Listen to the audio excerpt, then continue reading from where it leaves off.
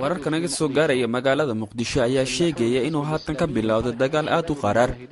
dagaalkaasi u dhaxeeya ciidamada dawladda ku meel gaarka iyo xarakada al-shabaab al-mujaahidiin dagaalkani ayaa la sheegay inay soo qaadeen xarakada shabaab kadib markii ciidamada dawladda ku meel gaarka ay fariisimadoodii weerar culus oo lama filaan ah ku soo qaadeen